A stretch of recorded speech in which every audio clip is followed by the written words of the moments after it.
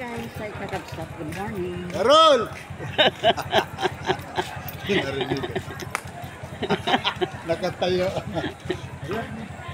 Iniwan na namin si Carol. Tapos na kami bumoto. Ayan, dami na rin tao. Ha? Yung naghanap ako, sabi ko, nasaan kayong toko? Toko card.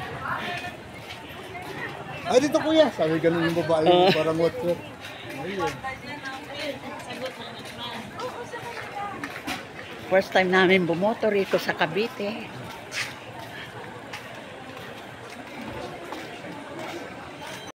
Pauwi na kami. At dumanting kami sa bakery, bumiling pandesal.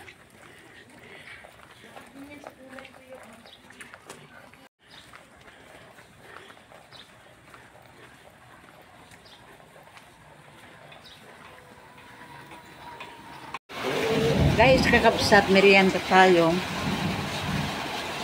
Lakas ng ulan. Ayun ako. May kulog, may kidlat. Kaya mga aso, aligaga sila.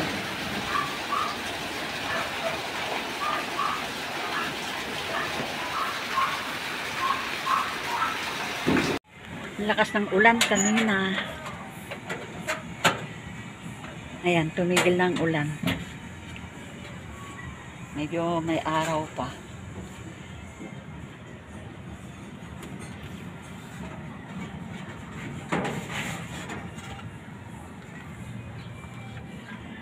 At ayan si Papa Raul, may ginagawa. Sa lakas ng ulan kanina, may tumulo.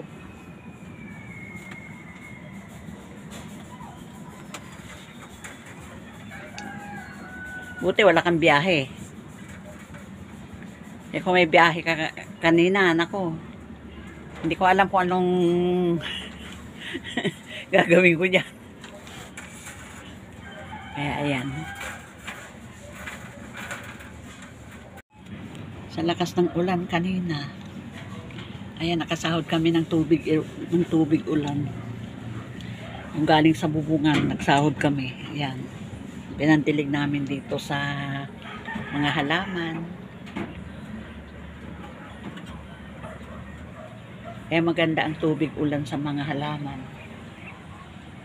Ayan.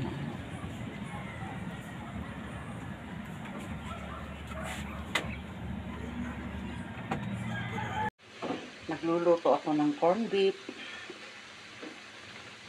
Kasi si Carol magbabaon. Corned beef daw ang gusto niya. Kaya ayan. Magluto tayo ng instant pansit canton with gulay. Ayan. Katatapos namin maglaba guys, kakabsat. Kaya eto. Noong oras. Pas 6 pa lang. Ayan. Lulutuin ko muna itong gulay na to. Niluto ko lang sa konting mantika. Ito na guys, kakabsat. Yan na nag-aaway kanina. Ha? May mag-aaway daw kanina. Narinig ko ah. Ayan, mga yan. Nagpapalabas. Mag-aaway na naman? Yung instant pansit canton.